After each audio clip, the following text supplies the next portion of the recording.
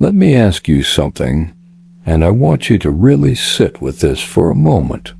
When was the last time someone got exactly what they wanted from you, not because you genuinely wanted to give it, but because they knew exactly which buttons to push? Maybe it was guilt. Maybe it was the fear of being seen as selfish. Maybe it was that desperate need to be liked that you have carried since childhood. Here is the uncomfortable truth that nobody wants to talk about. Most people walk through life as vending machines. Insert the right emotional coin, push the right button, and out comes compliance. Out comes your time. Out comes your energy. Out comes pieces of your soul that you will never get back. Today we are going to dismantle that machine. We are going to talk about what it actually means to become unbuyable, not in some cold, disconnected, trust nobody way, but in a way that makes you more powerful, more peaceful, and paradoxically more genuinely connected to the people who actually deserve access to you. This is not about building walls. This is about knowing exactly where your door is and who gets the key. By the end of this conversation, you are going to understand the psychological architecture that makes people manipulable in the first place, and you are going to walk away with a concrete tool you can use today to start reclaiming territory that has never belonged to anyone but you. Let us start with a question that might seem strange. What are you actually selling? Because here is what I have observed after years of coaching people through their darkest moments and biggest breakthroughs. Everyone is unconsciously selling something. Some people are selling their approval. Some people are selling their compliance. Some people are selling their silence. Some people are selling their dignity in exchange for crumbs of validation that never actually fill they are trying to fill. The transaction happens so automatically that most people do not even realize they have made a trade until they are lying in bed at 3 a.m, feeling hollow and wondering why they said yes to something every fiber of their being was screaming no to. Carl Jung talked about something he called the shadow, which is the part of ourselves we refuse to acknowledge. The part we have exiled to the basement of our psyche, because someone along the way told us it was unacceptable. Here is the twist most people miss. Your shadow is not just your anger or your selfishness or your ambition. Your shadow also contains the parts of you that know your worth. Your shadow contains the part of you that knows how to say no without apologizing.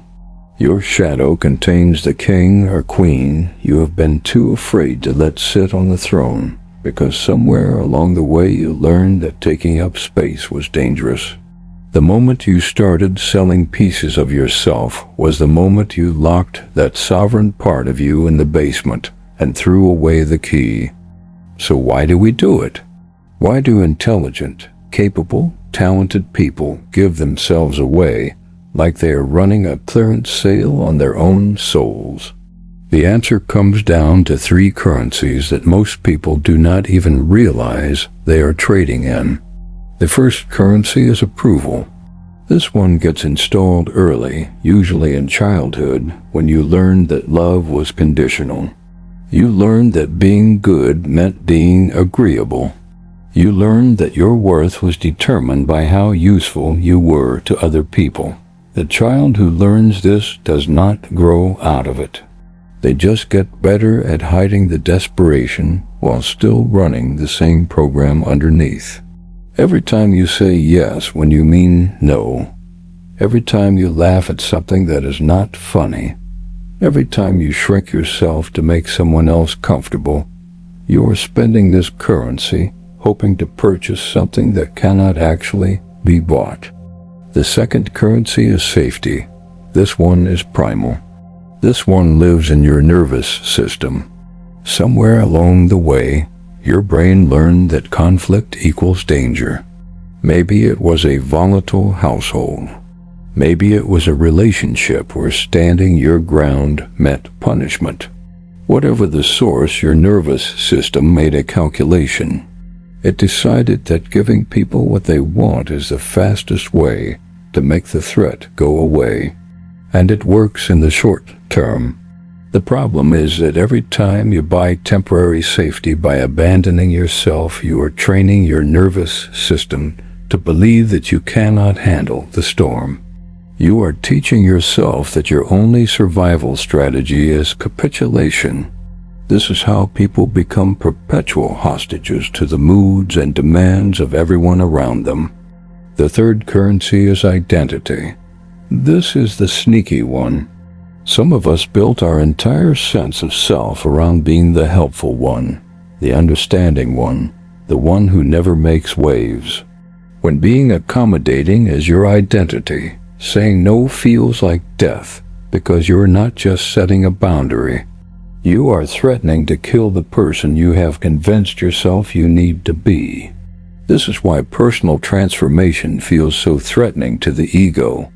You're not just changing a behavior. You are burning down a version of yourself and walking into the unknown. Now I want to talk about the people who have figured out these currencies, not in themselves, but in you. Every person you have ever met who seemed to have an uncanny ability to get what they wanted from you understood something instinctively that you are just now learning consciously. They knew what you were selling, and they knew the exact price. The Machiavellian perspective teaches us something important here. It is not about becoming a manipulator yourself. It is about understanding the game well enough that you cannot be played. Niccolo Machiavelli wrote about power dynamics in ways that made people uncomfortable, because he was describing what is rather than what should be. People will use whatever leverage they have to get what they want. The question is not whether this is fair. The question is whether you are going to keep pretending it is not happening while you hemorrhage your power in every direction. The guilt tripper has figured out that you trade in approval. They know that your fear of being seen as selfish is so strong that a little well-placed disappointment will collapse your boundaries like a house of cards. The perpetual victim has figured out that your identity is built around being helpful. They know you will exhaust yourself rescuing them because walking away would mean confronting the terrifying possibility that you are not who you think you are. The charmer has figured out that you trade in validation. They know that if they give you attention in the right doses, you will give them access to parts of yourself that should have a much higher price of admission. I am not saying everyone is consciously calculating these things. Most people are just unconsciously drawn to what works. But the effect is the same whether the exploitation is intentional or not. You end up depleted, and they end up fed. So what does it actually mean to become unbuyable? It does not mean you stop caring about people. It does not mean you become cold or cynical or impossible to connect with. It means you stop having a price. It means there is no combination of guilt, flattery, pressure, or emotional bait that can override your internal compass. It means your yes means something because your no means something. The paradox is that this actually makes you more valuable to the right people. When people know you are unbuyable, the ones with integrity are drawn to you because they know your presence in their life is a choice, not a transaction. And the ones who were only interested in what they could extract from you lose interest quickly, which is exactly what you want. The Stoics understood this at a fundamental level. Marcus Aurelius, who was the most powerful man in the world during his time as Roman emperor, wrote constantly about the importance of not being moved by external things. He was surrounded by flatterers, manipulators, people who wanted something from him every minute of every day. His survival as both a leader and a man of integrity depended on becoming unreactive to both praise and criticism. He trained himself to find his center of gravity inside rather than outside. This is not about suppressing emotion. This is about not letting your emotions be puppeteered by people who do not have your best interests at heart. There is an old Stoic exercise that I want to give you right now as a practical tool. It is called the view from above. When you find yourself in a moment where someone is trying to extract something from you through guilt, flattery, urgency, or any other lever, I want you to mentally zoom out. Picture yourself from above, watching this interaction as if you were watching a movie. See the room, see the situation, see the dynamic playing out. From this elevated perspective, ask yourself a simple question. If I were advising a friend in this exact situation, what would I tell them to do? This is incredibly powerful because it breaks the trance of emotional reactivity. When you are inside the situation, you are running old programs, responding from wounds, trying to manage someone else's emotional state. When you view it from above, you can see clearly what is actually happening and what response would serve your long-term integrity rather than your short-term comfort. Now let us talk about abundance, because this is where manifestation intersects with everything we have been discussing. The reason most people are buyable is scarcity. They believe at some deep level that approval is limited, that love is limited, that opportunity is limited. From a scarcity mindset, every interaction feels high stakes. Every person who wants something from you feels like someone you cannot afford to disappoint, because what if they are the last one? What if this is your only chance? What if saying no means being alone forever? Scarcity turns you into a hoarder of crumbs. You accept treatment that is far below what you deserve because crumbs feel better than nothing when you believe nothing is the only alternative. Abundance does not mean ignoring reality or pretending you do not have needs. Abundance is the deep knowing that you are not in a desert.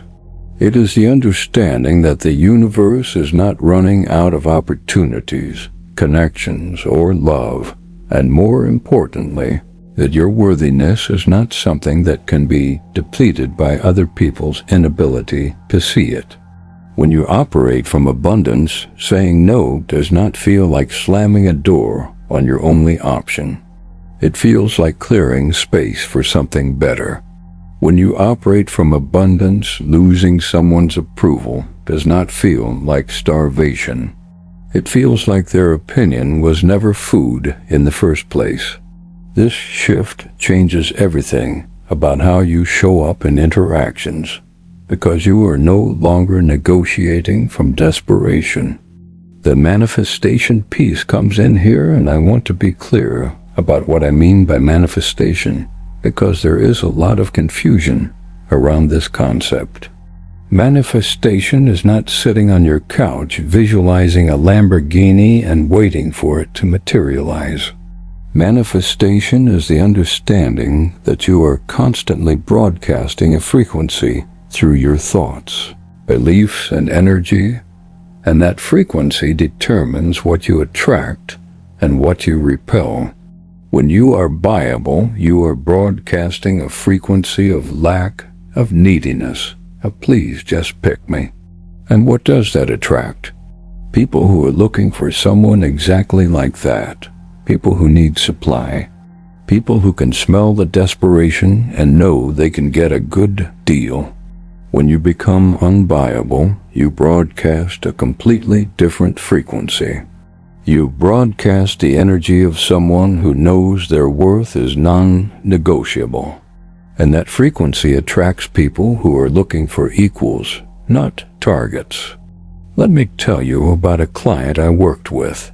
We will call him David. David came to me exhausted. He was the guy everyone turned to. He was the one who fixed problems at work, who loaned money that never got paid back, who gave his time to people who would not have given him 5 minutes if he had needed it. David thought he was being a good person. He thought this was what generosity looked like. But underneath that story, David was terrified. He was terrified that if he stopped being useful, he would be invisible. He was terrified that his value was entirely based on what he could do for others, and if he stopped doing, he would discover that nobody actually wanted him. He would discover that he was not lovable, just usable. We did a lot of work together, but the turning point came when I asked David a question that I am going to ask you right now. If you were not allowed to help anyone for an entire month, if you could not fix anything, solve anything, or be useful to anyone in any way, who would still want to spend time with you? David sat with that question for a long time, and when he finally answered, his voice cracked. He said he did not know. He genuinely could not identify a single person in his life who wanted him for him rather than for what he could provide. That was the moment the real work began. David had to grieve the false relationships he had been sustaining through constant service. He had to feel the loneliness of realizing that the crowd of people around him were customers, not connections. And then he had to do the terrifying work of showing up without anything to trade and seeing who stuck around. Here's what I want you to understand. What David discovered is what most people discover when they do this work. Some people left. Some people got angry that the vending machine had stopped dispensing. But the ones who stayed and new people who showed up once David started broadcasting a different frequency, those connections were real. Those people wanted David the human being, not David the function. His relationships became smaller in number and infinitely richer in quality. He traded a full social calendar of emptiness for genuine intimacy with people who actually saw him. Let us go deeper into the psychology of this, because understanding why you have been buyable is essential to changing the pattern. Jung talked about complexes, which are essentially clusters of emotions and memories organized around a particular theme. If you had a parent whose love felt conditional, you likely have a complex around worthiness. If you experienced early rejection, you likely have a complex around abandonment. These complexes are not pathology. They are normal psychological structures that form in response to your environment. The problem is that these complexes operate unconsciously. They get triggered by present-day situations that resemble past wounds, and suddenly you are not responding as your adult self. You are responding as the 7-year-old who learned that love could be withdrawn at any moment. When someone pushes your buttons and you find yourself unable to maintain your boundaries, what is actually happening is that they have activated a complex. Your nervous system has launched into a state that was appropriate for survival in childhood, but is completely unnecessary now. The work of becoming unbuyable requires you to learn your own triggers. You need to know which buttons exist and who installed them. Because once you know, you can start to create space between stimulus and response. You can feel the complex activate and choose not to let it drive your behavior. Here is a practical way to start mapping this. Over the next week, I want you to pay attention to every time you say yes when you wanted to say no. Every time you accommodate someone against your own interest. Every time you feel that collapse inside that tells you the price is being paid. When it happens, do not judge yourself, just get curious. Ask yourself what you were afraid would happen if you had said no. Ask yourself whose voice is in your head telling you that you should comply. Ask yourself how old you feel in that moment, not your chronological age, but the age of the part of you that is running the show. This is shadow work. This is integration. This is how you start pulling the exiled parts of yourself back from the basement and letting them sit at the table with dignity. There is another layer to becoming unbuyable that we need to address, and that is the relationship between boundaries and power. Most people think of boundaries as walls you put up to keep people out, but that is a fear-based understanding. Boundaries are not about protection. Boundaries are about self-definition. They are the edges where you end and another person begins. They are the place where you declare, this is who I am, this is what I accept, this is what I am available for. When you do not have boundaries, you do not have a self. You are just an extension of everyone else's needs and desires. You are just a mirror reflecting back whatever someone else wants to see. This is why boundarylessness feels like emptiness. It is not that you are missing something you need to acquire from outside. It is that you have not yet claimed the territory that is already yours. Power dynamics are inevitable in human relationships. This is not cynicism. This is reality. Every interaction involves some negotiation of power, some question of whose frame dominates, whose reality gets to be real. The person who sets the terms of an interaction is the person with power in that interaction. When you are buyable, you are always operating in someone else's frame. You are always the one adjusting, accommodating, contorting yourself to fit what they need. When you become unbuyable, you start establishing your own frame. You start deciding the terms under which you engage. This does not mean dominating others or needing to win. It means having enough gravitational pull that people adjust to you as much as you adjust to them. I want to give you another practical tool right now, and this one is about language. The way you communicate either reinforces your buyability or dismantles it. Pay attention to how often you apologize for things that do not require an apology. Notice how often you soften your statements with qualifiers like I could be wrong, but or I know this sounds selfish, or maybe it is just me. These linguistic patterns are not politeness. They are power leaks. Every time you preemptively apologize for having needs, you are teaching people that your needs are a burden and they should expect you to accommodate rather than be accommodated.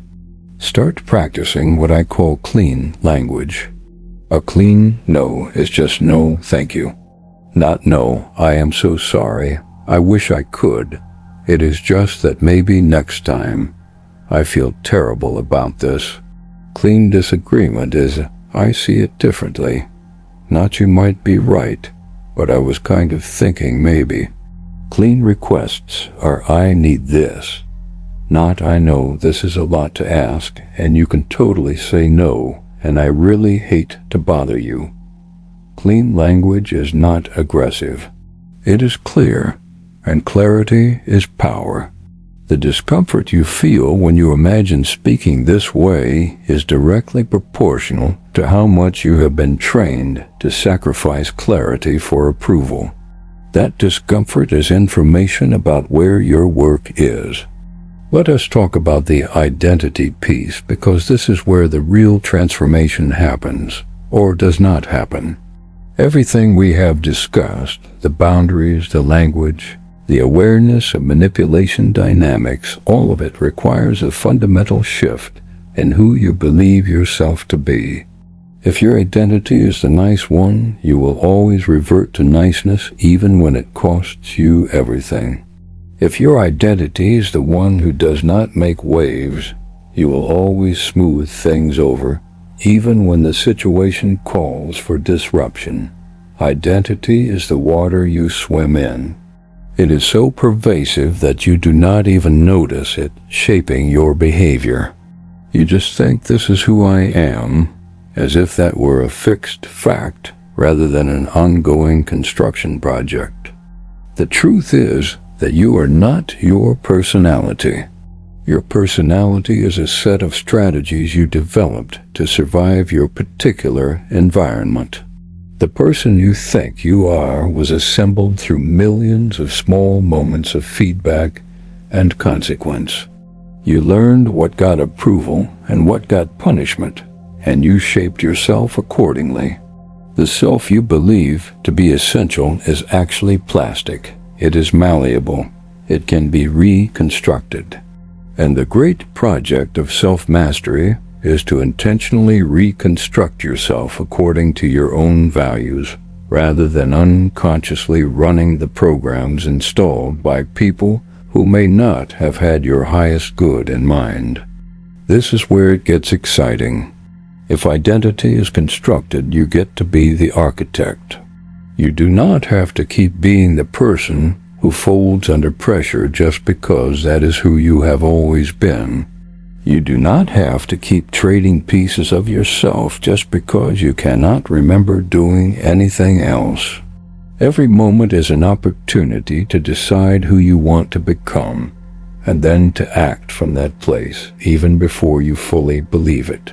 This is the action before belief principle that every wisdom tradition teaches in its own language. Act as if you were already the person you want to become, and the identity will follow the behavior. You do not wait until you feel unbuyable to start acting unbuyable. You start acting unbuyable and the feeling catches up. As we approach the end of our time together, I want to bring everything we have discussed into a single unifying insight. The reason you have been buyable is that you have been looking for yourself in other people's eyes. You have been waiting for external validation to tell you that you are enough, that you are worthy, that you are real. And as long as you are waiting for that confirmation from outside, you are hostage to anyone who can dangle it in front of you. The shift that changes everything is this. The validation you are seeking cannot be granted by anyone else. It can only be claimed by you. Nobody can give you permission to be yourself. Nobody can approve of you hard enough to fill the hole. The external applause never satisfies because you are knocking on the wrong door. The door you need to knock on is your own. Becoming unbuyable is not about developing a thicker skin or learning better manipulation tactics or armoring yourself against a hostile world. Becoming unbuyable is about coming home to yourself so completely that you are no longer a refugee begging for shelter in other people's opinions. It is about discovering that everything you have been searching for out there has been inside you the whole time, waiting for you to stop looking in the wrong direction. When you are anchored in your own worth, not as an idea, but as a lived experience, the whole game changes. You can give freely because you are not giving to get. You can love openly because you are not loving to be loved back. You can say no with grace because your no is not a rejection of the other person. It is an affirmation of yourself. Here is your assignment. Starting today, I want you to practice one clean no per day. It does not have to be high stakes. It can be declining a lunch invitation you do not actually want. It can be choosing not to apologize for something that requires no apology. It can be holding your opinion when you feel the pull to agree with someone just for harmony. The goal is not to become disagreeable. The goal is to start building the muscle of self-loyalty. Every time you honor your truth when it would be easier not to, you are casting a vote for the person you are becoming. You are sending a message to your nervous system that you can handle the discomfort. You are proving to the child who learned to trade themselves for safety that there is a new adult in charge now, and this adult is on their side. You are not a vending machine. You are not a transaction. You are not a collection of concessions held together by fear. You are a human being with inherent worth that exists, completely independent of whether anyone else sees it or validates it or approves of it. The moment you understand this in your bones, not as a concept, but as a reality you live from, you become free. Not free from life's challenges, not free from difficult people or hard situations, but free from the internal slavery that has been running your choices without your consent. That freedom is your birthright. It has always been available. Today is just the day you start walking toward it. I will see you in the next episode.